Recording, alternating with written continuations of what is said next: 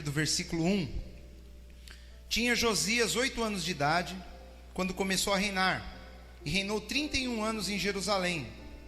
E era o nome de sua mãe Jedida, filha de Adaías, de Boscate. E fez o que era reto aos olhos do Senhor, e andou em todo o caminho de Davi seu pai, e não se apartou dele nem para a direita, nem para a esquerda.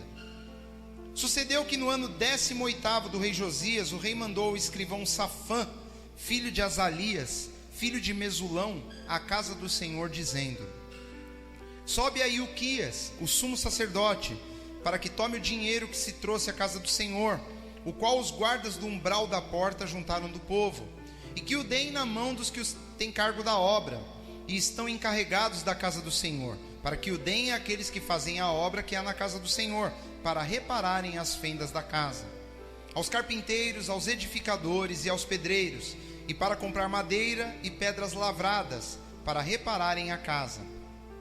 Porém, não se pediu conta do dinheiro que se lhes entregara nas suas mãos, porquanto procediam com fidelidade. Então disse o sumo sacerdote Ilquias ao escrivão Safã: achei o livro da lei na casa do Senhor. E Ilquias deu o livro a Safã, e ele o leu. Então o escrivão Safã veio ter com o rei, e dando-lhe conta disse: teus servos ajuntaram o dinheiro que se achou na casa, e o entregaram na mão dos que têm cargo da obra, que estão encarregados da casa do Senhor. Também Safã, o escrivão, fez saber ao rei, dizendo: o sacerdote Ilquias me deu um livro, e Safã o leu diante do rei. Sucedeu, pois, que ouvindo o rei as palavras do livro da lei, rasgou as suas vestes. E o rei mandou a Ilquias o sacerdote, a Aicão, filho de Safã, a Aquibor, filho de Micaías, a Safã, o escrivão, e a Asaías, o servo do rei, dizendo: ide e consultai o Senhor por mim, pelo povo e por todo Judá, acerca das palavras desse livro que se achou, porque grande é o furor do Senhor, que se acendeu contra nós, porquanto nossos pais não deram ouvidos às palavras deste livro, para fazerem conforme tudo quanto acerca de nós está escrito. Então foi o sacerdote Ilquias, e Aicão, Aquibor, Safã e Asaías, a profetisa Ulda, mulher de Salum, filho de Tikvá, o filho de Arás, o guarda das vestiduras, e ele habitava em Jerusalém, na segunda parte, e lhe falaram. Amém? Essa passagem do livro de 2 Reis, capítulo 22, você pode ler depois com um pouco mais de calma na sua casa. A mesma passagem no livro de 2 Crônicas, capítulo 34. Então você pode ler, você vai ver uma passagem paralela. O livro de Crônicas, 1 e 2 Crônicas, ele é paralelo ao livro de 1 e 2 Reis. É a mesma história contada de uma forma um pouquinho diferente, um pouco diferente. E nós vimos que também o livro de 1 e 2 Samuel, a história do rei Davi, de Saul, eles acabam entrando também no livro de Reis e no livro de Crônicas. Então, dependendo da parte da história, por exemplo, do rei Davi que você ler, você vai ler no livro de 2 Samuel, você vai ler no livro de 1 Reis e vai ler no livro de 1 Crônicas. A mesma história, as histórias são complementares. Quanto mais a Bíblia fala sobre um determinado assunto, mais mostra a importância que nós temos de estudar. E detalhes que tem num livro, não vai ter no outro. Então nós precisamos às vezes de 3 livros para enxergarmos toda a história. Tá bom, queridos? Essa passagem, ela fala de um rei específico, um rei de Judá, que é o rei chamado Josias. Judá, depois do reinado de Salomão, o reino de Israel ele foi dividido ao meio. Nós passamos a ter, depois que o rei Salomão ele rege a nação de Israel, depois que ele reina, o reino se quebra em 2, e nós passamos a ter o reino do norte, que é chamado de Israel, e nós temos o reino do sul, que é chamado de Judá. Só que Salomão, ele continua morando em Jerusalém. Então, quando o reino se rasga, se quebra, eu passo a ter o reino do norte, Israel, e o reino do sul, Judá. Salomão, ele continua a sua família em Judá. Então, a descendência de Judá, que vem através de Davi, que vem através de Salomão, continua reinando no reino de Judá. Eu tenho 2 reinos, a nação de Israel está dividida, reino do norte e reino do sul, e eles são inimigos. Antes eles eram uma única nação, agora se torna uma nação inimiga, onde eles não se suportam. Eu tenho o reino do norte e reino do sul. Então nós estamos falando de uma história de um dos reis de Judá, do sul, descendente de Davi. E o rei Josias, como não podia ser diferente, ele é um rei descendente de Davi. Se você abrir sua Bíblia lá em Mateus capítulo 1, e você for observar a genealogia de Jesus, ele vai começar a falar da sequência de quem gerou quem, até que passa por Josias, esse rei. Esse rei, ele é um antepassado de Jesus, assim como Davi era um antepassado de Jesus. Ele fala no versículo 2: fez o que era reto aos olhos do Senhor, e andou em todo o caminho de Davi, seu pai. Mas Davi não era pai dele. Na Bíblia é muito comum nós atribuirmos a palavra pai no hebraico quando é descendente. Muitas vezes as pessoas chegavam para Jesus e falavam: Jesus, filho de Davi, não é isso? Tem compaixão de mim. Jesus não era filho de Davi, Jesus era filho de José e Maria. Davi era o avô dele. Davi, ele era um antepassado, Jesus era descendente. Então era muito comum falar Jesus, filho de Davi. Ele não era filho, ele era descendente. E Josias é descendente de Davi, e Jesus é descendente de Josias. Então quando nós estamos lendo os reis de Judá, todos os reis de Judá, eles são descendentes de Davi. E todos os reis de Judá, eles são antepassados de Jesus. Quando você está lendo o livro de Reis e de Crônicas, cada rei que Judá tem, você está vendo um antepassado da família de Jesus. Josias está lá na genealogia dele, bem como o filho dele, né, que é o Jeoacás. O pai de Josias foi o rei Amon, um rei terrível. E o avô de Josias foi o rei Manassés. Tanto Manassés quanto Amon fizeram coisas horríveis diante do Senhor. E uma das coisas que eles fizeram, à medida que foi passando o tempo, conforme foi passando o tempo, a nação de Judá, o povo de Judá, os reis de Judá, eles foram deixando de servir ao Senhor. Eles começaram a adorar outros deuses, eles começaram a criar altares a outros deuses, eles começaram a profanar o templo, eles começaram a permitir que coisas do mundo viessem para dentro do templo. Começou a acontecer isso no templo do Senhor. Eles permitiram, na época de um determinado rei, que fosse feita uma imagem que Deus chamou uma imagem de ciúmes. Eles pegaram uma árvore do bosque e criaram uma estátua de madeira e colocaram na entrada do templo, e ficou lá. Eles começaram a misturar. Salomão havia construído o templo e Deus tinha escolhido aquele lugar. Ele falou: esse lugar eu escolhi para ser casa de adoração. Para ser casa de adoração. Pois bem, nesse período aqui estava pior, queridos. Esse período, quando o rei Josias assume o trono, o templo ele estava totalmente abandonado, destruído. Para você ter uma ideia, se você ler lá no livro de 2 Reis, inclusive o profeta Sofonias, ele é o profeta contemporâneo a essa época. Se você ler lá o que Sofonias está dizendo, ele está dizendo sobre a indignação que Deus tem com relação ao que está acontecendo no templo. Como que os crentes estão considerando a casa do Senhor, como que está sendo a adoração do povo. Deus ele reclama através do profeta Sofonias.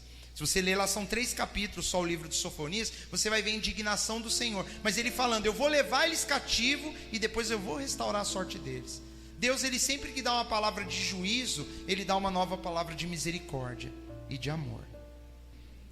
O rei Josias, ele começou a reinar muito novo.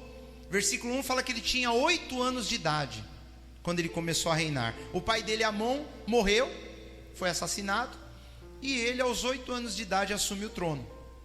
Criança, 8 aninhos, mas a Bíblia diz que ele começou a fazer o que era bom e reto diante dos olhos do Senhor. 8 anos depois, Josias, ele decide começar a destruir tudo o que está errado no reino, com relação à idolatria, com relação à adoração a outros deuses. Ele começa a destruir altares, ele começa a mandar queimar imagens, ele começa a fazer uma revolução, uma restauração espiritual em Israel. Josias, ele tem o desejo de restaurar o culto a Deus. Ele vê que está tudo errado. Ele vê que no templo as pessoas não estão indo mais para adorar. Por exemplo, a Bíblia diz que tinha dentro do templo umas mulheres que ficavam bordando umas casinhas para colocar uma imagem dentro. Isso dentro do templo. Dentro do templo do Senhor tinha mulheres costurando umas casinhas de pano, de tecido, para guardar um santinho dentro, uma imagem de escultura, abominação aos olhos do Senhor. Dentro do templo, imagens de escultura dentro de um templo de adoração ao Senhor. Deus, ele abomina essas coisas. E Josias começa um projeto de restauração da fé. Vamos destruir tudo, vamos acabar com tudo que essas coisas. Ele manda ir em todas as cidades, em cada tribo, e destruir todos os altares. O mais interessante é que muitos anos antes, se você voltar no livro de Reis, lá no começo, tem um determinado rei que ele está fazendo um altar de adoração para um outro Deus, e a Bíblia diz que aparece um homem de Deus, e esse homem de Deus chega para ele e fala assim: um dia, isso muito antes de Josias nascer, fala: um dia Deus vai levantar um rei chamado Josias, e Josias vai destruir tudo isso que vocês estão fazendo. E aí ele fala: e como sinal do que Deus está me mostrando, esse altar agora vai rachar ao meio. E o altar racha ao meio. Aquele homem de Deus, ele profetiza em nome do Senhor. E é interessante, ele fala: um dia nascerá um rei chamado Josias, e ele vai destruir toda a idolatria em Judá. E aí se cumpre. É interessante ver essa profecia desse homem de Deus.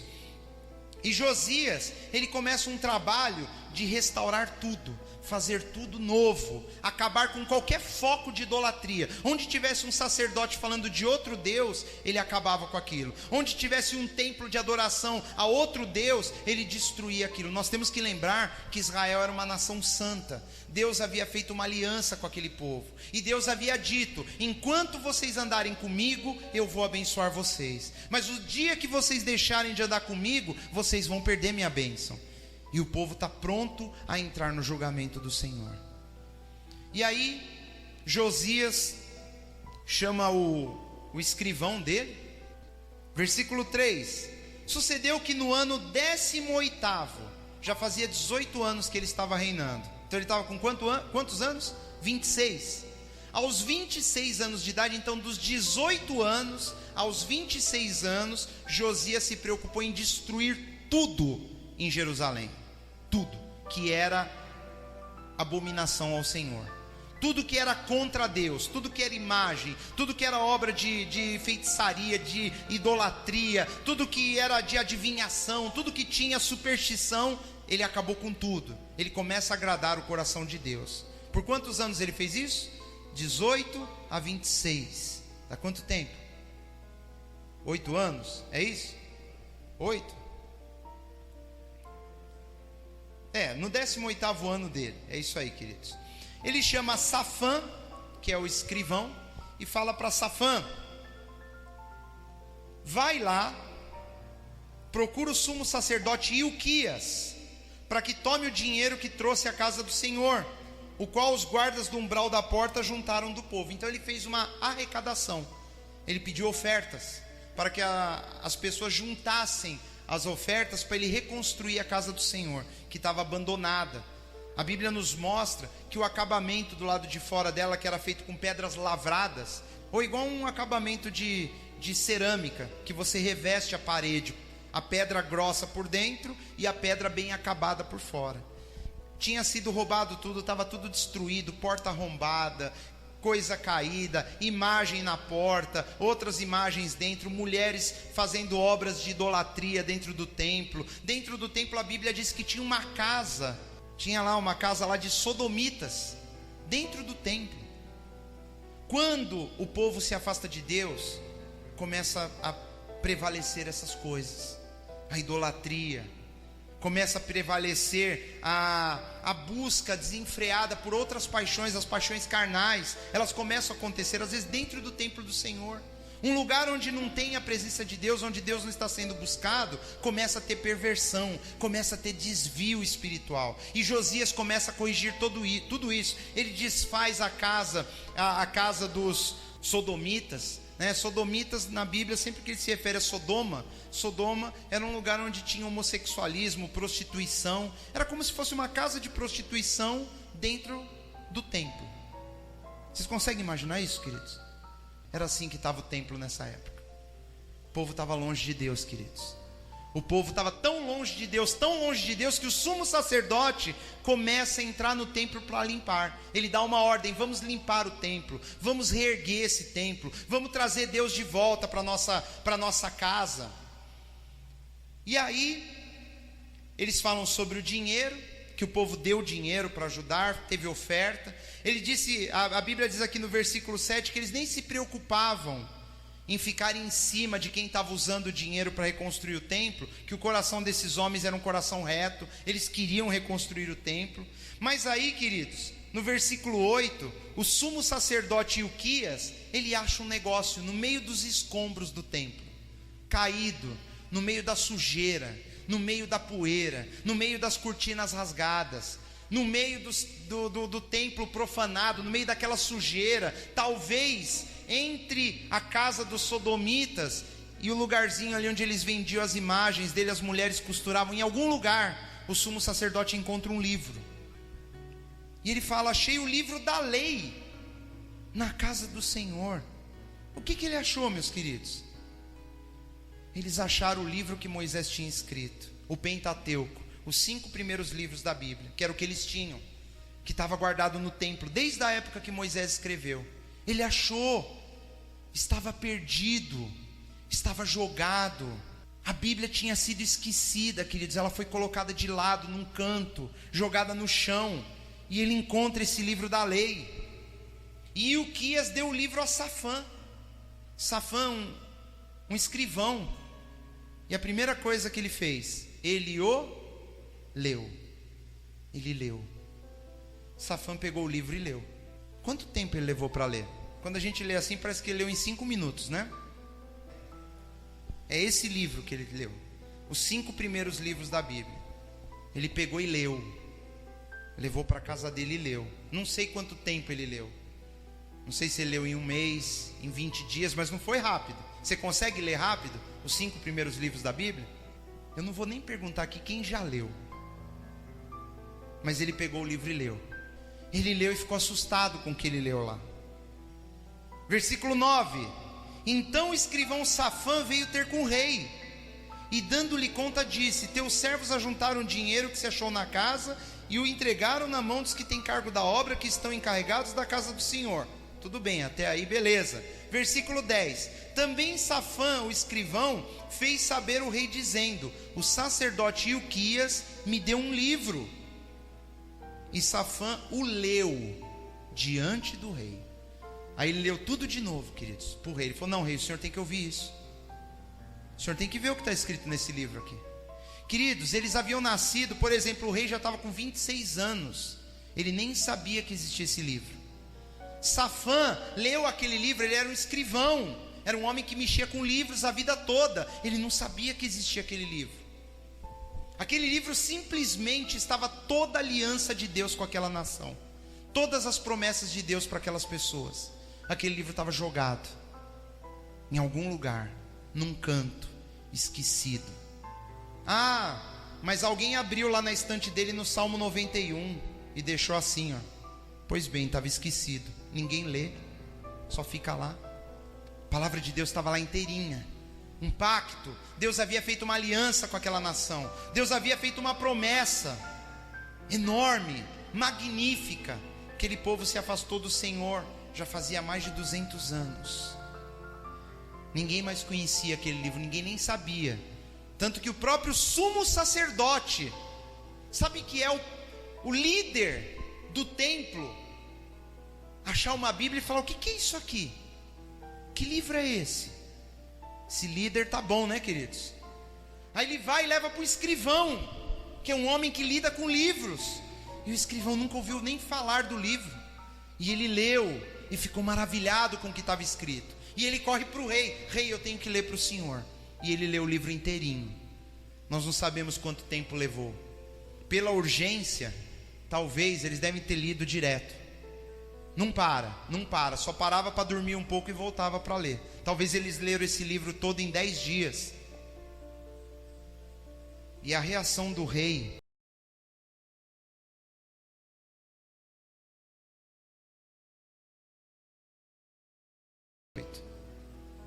eles passaram. E quando você passa lá por Deuteronômio capítulo 28, volta um pouquinho a sua Bíblia, no 5º livro da Bíblia, essa é a história do povo de Deus que tem a Bíblia e ela fica jogada. É ou não é verdade? Está jogada, ninguém nem sabe o que está escrito lá, eles nem sabiam que existia.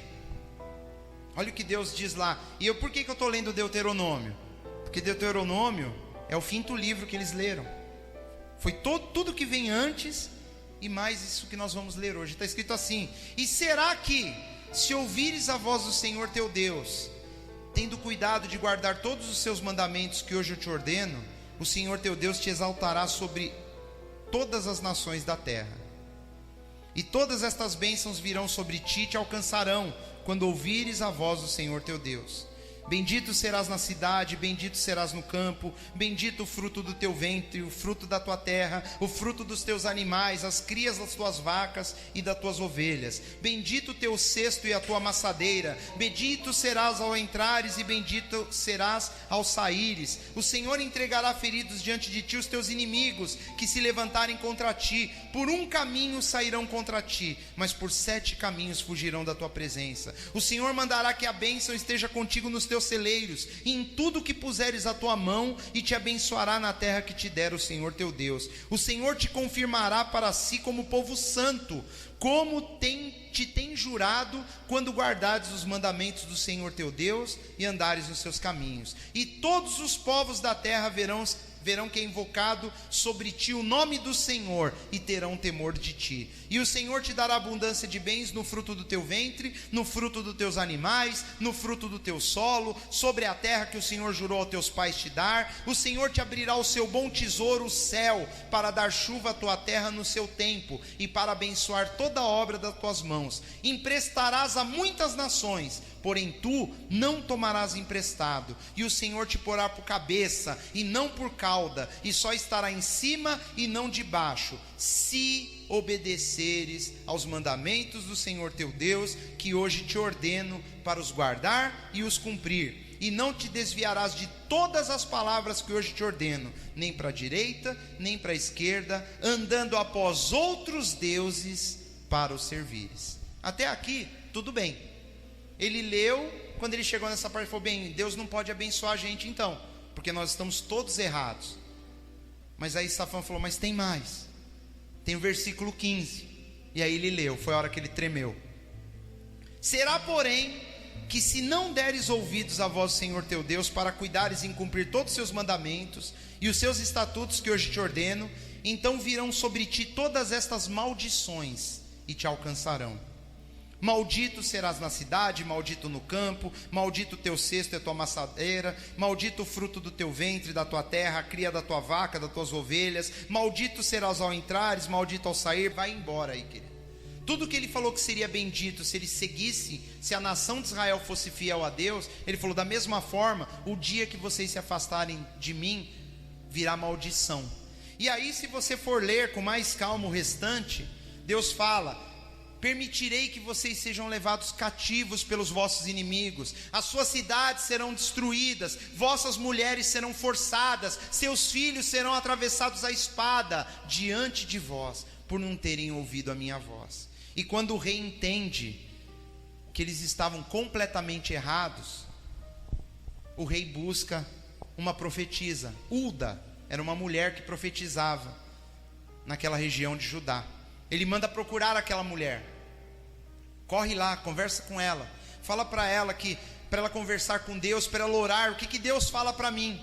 Porque eu estou tentando restaurar a nação de Israel, estou tentando, e eu não sabia dessas coisas. Agora que eu sei dessas coisas, eu quero fazer diferente, eu quero restaurar as coisas. E Deus fala assim: olha, a sentença para a nação já está decretada, mas você que se levantou contra tudo isso, eu vou segurar os problemas até o último dia da sua vida. para você viver em paz. O dia que você morrer, aí eu vou começar a liberar o problema sobre Israel. É o que Deus fala para Josias. E os últimos dias da vida de Josias foi em paz. Basta Josias morrer, entra Jeoacás e começa a queda de Judá. Começa a se levantar Nabucodonosor.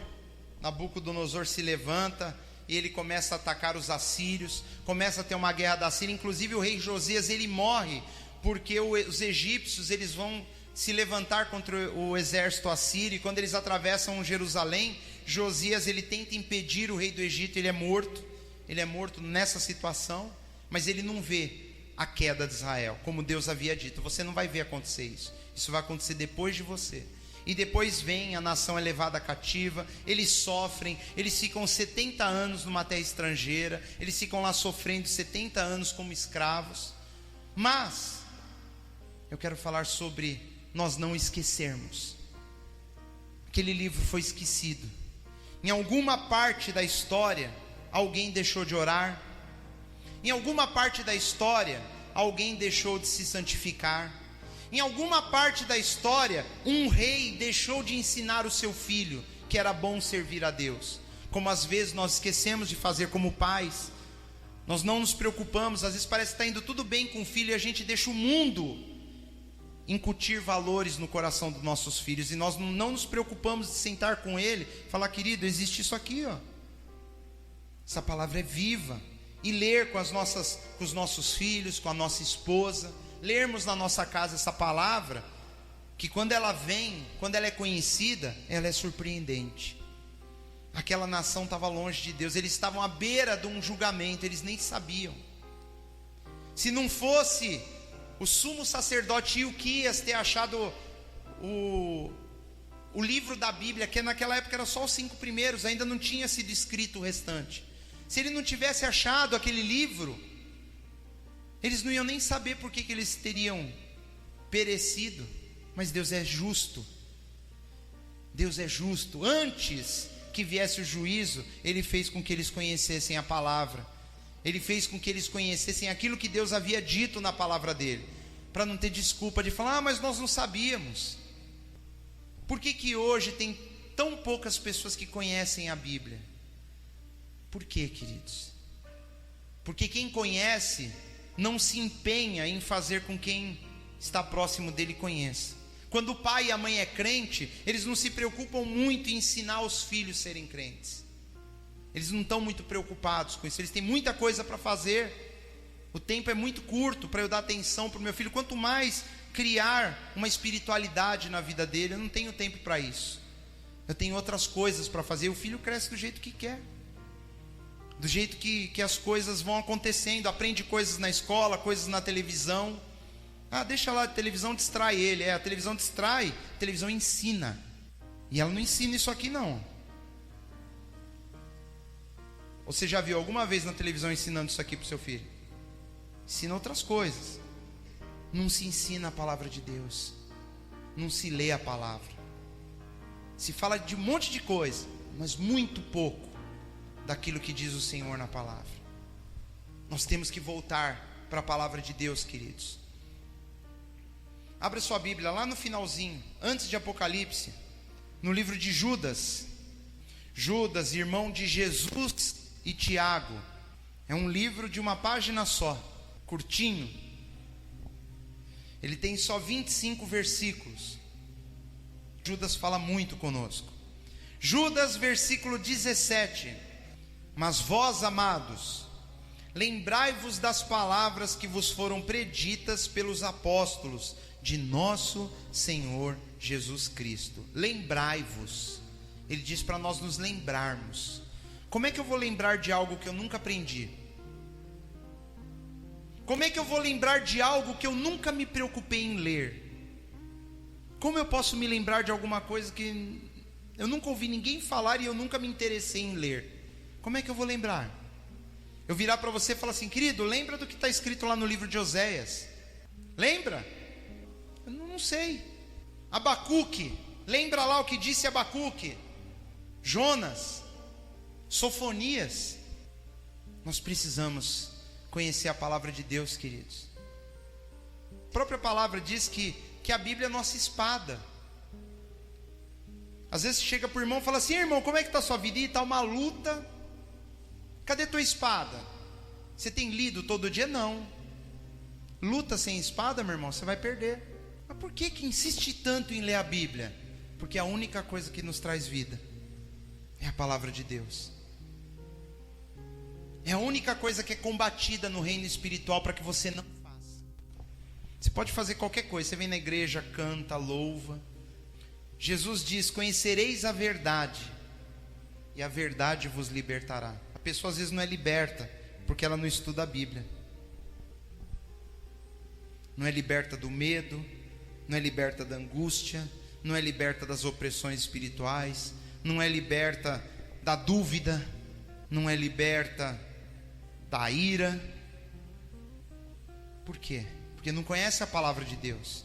Aquela nação havia esquecido há muito tempo o livro caído em algum lugar. A palavra de Deus, queridos, ela tem uma proteção sobrenatural de Deus para que ela seja preservada, senão aquele livro teria sumido. Era o único livro que tinha. Até então não se fazia cópia daquela escritura. Tudo que Moisés escreveu ficou dentro do tabernáculo. O sumo sacerdote lia dentro do tabernáculo. Quando Salomão construiu o templo e fez a dedicação do templo, eles trouxeram o livro de Moisés, que são os 5 primeiros livros que vocês têm aí, todo mundo tem na mão. E como aqueles homens, nós não sabemos o que está escrito lá. Nós ficamos meio assustados, né? Poxa, eles não sabiam. Caramba! Como se nós soubéssemos. Como se nós lêssemos isso daqui. Como se eu já tivesse lido pelo menos umas 5 vezes. Eu acredito que em menos de 6 meses, esse escrivão leu uma vez para ele e leu uma vez para o rei. Só que depois, mais para frente, você lê que o rei chama toda a nação. Todo mundo, ele não deixa ficar ninguém de fora. Chama todos e lê para a nação inteira. Quando eles viram a importância daquilo que estava escrito, eles falaram: não, todo mundo tem que conhecer isso. Não pode ficar ninguém de fora. E a importância que nós temos dado à nossa Bíblia, queridos, às vezes é igualzinho que aquele povo estava dando. Nós não conhecemos o que está escrito na nossa Bíblia. Nós não sabemos. Quantas vezes nós falamos: vou começar. Você lê um dia, no segundo já dá uma, no terceiro já era. Já não está lendo mais nada. Outro dia eu estava falando com vocês, eu não lembro quando foi, mas eu falei assim, eu falei sobre escritor, falei até de Shakespeare, não foi? Você começa a conversar, fala assim para a pessoa: puxa, eu li um livro de Shakespeare esses dias, achei legal. Eu falo: nossa, eu amo Shakespeare. Ama? Puxa, que bom. Que livro dele que você já leu? Nenhum. Como assim? Ah, eu não li, eu não tenho tempo para ler livro. Tá, mas você ama Shakespeare como? Ah, eu amo. Então fala alguma coisa que ele disse. Ah, não sei. Do que ele gosta? Eu estou preocupado com isso. Mas como é que é o jeito de Shakespeare? Ele é bonzinho, ele é ruim? Não sei. Não sei, nunca li nada a respeito dele. Ué, então você gosta dele por quê? Ah, porque tem um monte de gente que gosta. O crente é assim. Ah, eu amo a Deus. Tá, e o que Deus está dizendo na palavra dele? Não sei. O que você já leu a respeito de Deus? Ah, sei lá. Como é que Deus age? Ah, eu acho que... E aí fala qualquer coisa. Não, você ama tanto a Deus, por que você não lê tudo que ele escreveu? É a palavra dele, queridos. Não tem coisa mais importante para eu ler que isso. Ah, não, mas... se você conhecesse minha vida, você ia entender. Amém, queridos? A palavra de Deus, ela é tão importante. É ela que vai mudar a nossa vida. É ela que cria a fé em nós. É ela que cria um coração novo. É ela que transforma todas as coisas. É a palavra. A palavra é o próprio Senhor Jesus. Ela é a presença de Deus na nossa vida. Aqui nós lemos para nós nos lembrarmos daquilo que os apóstolos de Cristo falaram. Como é que eu vou lembrar de algo que eu não sei, que eu não ouvi? Ah, mas eu ouço muita pregação. Ah, eu gosto de ouvir pregação. É uma bênção ouvir pregação, é bom, muito bom. Mas nós temos que ler também. A palavra tem que falar conosco, tem que falar comigo. Eu tenho que ler essa palavra antes de querer ouvir a pregação de alguém. Antes de falar alguma coisa para vocês, eu li muito sobre isso que eu estou falando hoje. Eu li antes para mim. Essas coisas que nós estamos falando agora, eu me ponho junto aqui, junto, como aquela nação que nem sabia o que tinha escrito lá. Quando você começar a ler sua Bíblia, em alguns lugares você vai ficar admirado. Você fala, caramba, isso está escrito aqui. Deus vai falar coisas com você que você nunca imaginava que Ele ia falar certeiro, como uma flecha no teu coração. Está tudo aqui, meu irmão. Está aqui, ó. Vai fazer diferença na tua vida, se você ler essa palavra. Quando você começar a ler a Bíblia, entender os preceitos, quem é Deus, como que Ele age, como que Ele faz, ninguém mais te engana. Ninguém. Não tem como ninguém te enganar. Não tem ninguém vir com uma falsa conversa, uma pregação superficial, mais ou menos. Você fala, não quero mais ouvir isso. Você começa a ficar seletivo. Você começa a ficar mais rigoroso com quem está pregando. Você vem aqui, não é isso não. Eu conheço. Esse é o irmão atento, o irmão que está lendo a Bíblia, querido. Quem está lendo a Bíblia não deixa passar batido não. Falou errado, você, opa, não é assim não. Ah, mas como é que eu vou saber? Lendo. Camarada, quando gosta de futebol, de verdade, eu conheço uns 3. Sim, de lugares diferentes. Eu conheço 3 que gostam muito de futebol. Muito. Um deles é São Paulino. Você começa a conversar, você fala o nome de um jogador qualquer, ele fala, esse jogador aí na São Paulo, em 1992, esse cara jogava na ponta esquerda. Ele saiu do São Paulo e foi contratado pelo time não sei o que, depois o time caiu para a segunda divisão, e ele tá... O cara sabe tudo. Tudo. De um camarada que você nunca nem ouviu falar. Você já conheceu gente assim? Conhece futebol desse jeito? É legal, né, queridos? Gente conhece filme. Você fala, nossa, filme tal. Ele fala pelo menos 3 atores que fizeram o filme. E é americano, não é filme brasileiro, não. Fala, fulano de tal, esse filme é assim, assim, assim. Aí você fala outro filme, o cara sabe. Você fala outro, ele sabe. A pessoa sabe tudo. Você pergunta quem matou Odete Roitman. Sabe. Agora você pergunta, quem que foi Uda? Sei lá. Detalhes da palavra de Deus, coisas que Deus falou, coisas que Deus deixou para nós. Nós dizemos que amamos a Deus, queridos, e nós não nos empenhamos em conhecer a palavra dele. É ou não é verdade? Nós, a igreja de Cristo, o povo perece por falta de entendimento, por falta de conhecimento. Nós não conhecemos a palavra de Deus, aí qualquer groselha que falam no nosso ouvido, nós acreditamos. Porque eu não sei o que está escrito. Você vai lá. Por que naquela época tinha mulheres construindo casinha para pôr imagem dentro do templo? Porque eles não liam a palavra. Porque bastou uma leitura, já foi suficiente para eles entenderem que aquilo eles não deviam fazer. Vocês entenderam como é simples, querido? Quando você começa a ler essa palavra, você vai entender. Eu vou entender como deve ser minha vida. Nós vamos entender como deve ser a nossa vida. Nós vamos saber o que fazer. Nós vamos entender claramente o que fazer. E é esses pequenos detalhes que ficam inventando. Ah, mas pode isso, não pode aquilo. A Escritura diz. Se a Bíblia diz que pode, pode. Se a Bíblia diz que não pode, não pode. Ah, mas por que em tal lugar o fulano fala que não pode? Não sei. Vai ver lá, a Bíblia deles está jogada num canto. Ah, mas e se eles não creem na Bíblia? Aí é outra história. Eu creio que a Bíblia é a palavra de Deus. E se eu creio que a Bíblia é a palavra de Deus e você crê, nós temos que agir como se ela fosse a palavra de Deus. Vamos estudar. Se você manja bastante de futebol, você tem um desafio. Você vai ficar bom o dia que você souber mais de Bíblia do que você sabe de futebol. Se você gosta de filme, você vai ficar bom o dia que você souber mais de Bíblia do que filme. Se você gosta de carro, o cara sabe até o... Você fala lá, Maverick 76, modelo S. O cara fala, era motor assim, assado, com tantos cilindros, tantos carburadores. Não é desse jeito, quem gosta de carro? Inclusive naquele ano saiu um modelo especial que tinha uma roda assim, o pneu vinha com um negocinho, era só aquele carro que tinha.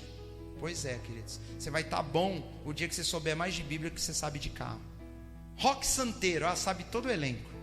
Cara, aquela mulher vai estar bem espiritualmente o dia que ela souber mais de Bíblia do que ela sabe de novela. Isso é um desafio, queridos. É um desafio que vai fazer bem para mim e para você. Conhecermos nossa palavra, tirarmos ela debaixo do entulho, colocar em primeiro lugar, em cima, mas não lá no velador, para ficar lá com o Salmo 91 aberto e ser aeroporto de mosquito, né? Não, fica com a página amarela. A pessoa já acha que é uma lista telefônica, né? Nossa, é página amarela? Não, é a Bíblia que está lá, amarelou. Tanto tempo com a página aberta ali, né? Não, nossa Bíblia, e quando você vê a Bíblia muito novinha, desconfia, queridos, porque ela não é manuseada, né? Bíblia muito novinha, eu sou cuidadoso. Não é não, querido, você não lê. É ou não é verdade? A Bíblia vai ficando surrada, não tem jeito. E aí você anota, você escreve, você põe bilhetinho, você faz marca. Pode. Nossa, mas eu pensei que isso era uma falta de respeito. Falta de respeito é não ler. Você pode rabiscar sua Bíblia inteira, fazer anotações, colocar Deus falou comigo aqui, essa palavra é uma bênção, é para mim. Risca, marca, cola figurinha, personaliza a sua Bíblia. Eu conheço pessoas que têm uma Bíblia tão personalizada, que se ela perder aquela Bíblia, eu acho que ela morre. Que tem tudo. A Bíblia que era para ser fininha assim, igual essa minha, ela tem o triplo de tamanho. As páginas tudo parece uma couve-flor, tudo amassado, aberto, molhado, às vezes molhado de lágrima. A pessoa está lendo ali, Deus fala com ela, chora em cima da palavra. Ame a sua Bíblia, ame a palavra, queridos.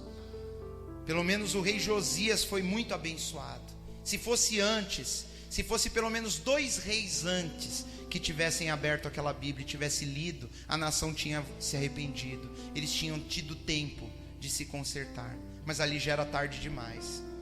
E Deus, Ele fez questão de fazer aquele livro aparecer naquele momento, só para ficar marcado. O povo sabia o porquê eles estavam sendo condenados. O povo sabia por que eles estavam sofrendo. O povo sabia o porquê que eles estavam indo para o cativeiro, porque estava tudo escrito naquele livro. Como a minha vida e a sua, está tudo escrito aqui, queridos.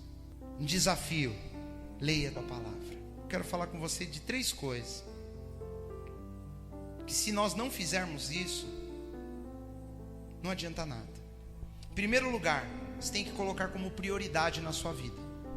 Tem que ser prioridade. Prioridade. O que é prioridade? Prioridade significa que é a primeira coisa. É mais ou menos assim: eu não vou almoçar se eu não ler a Bíblia. Eu não vou sair para trabalhar se eu não ler a Bíblia. É prioridade. Prioridade é o primeiro. Você coloca como a primeira coisa mais importante na sua vida. Se não for prioridade, não vai acontecer, porque nós esquecemos. A Bíblia não foi prioridade, ela foi parar num canto qualquer dentro do templo. Se a Bíblia não for prioridade na nossa vida, eu chego em casa agora, né, a gente leva a Bíblia para casa, né? Aí você chega lá, põe ela em algum lugar, cada um põe num lugar e vai fazer alguma coisa.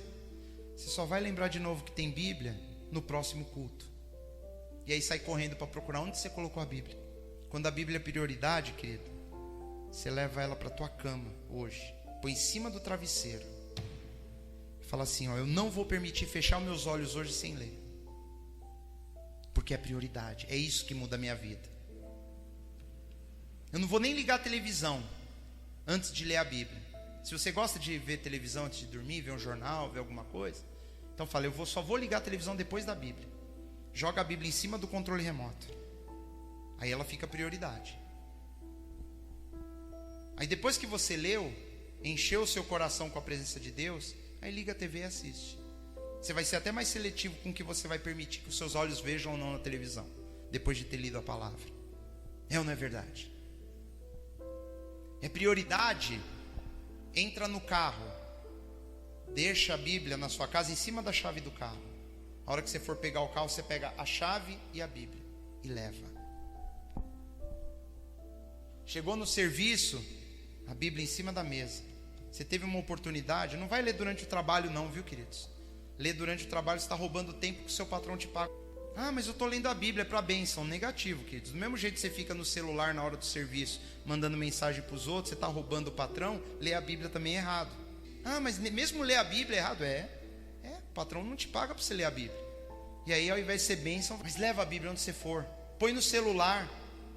Hoje está fácil. Smartphone, você instala uma Bíblia lá, lê onde você quiser. Invista.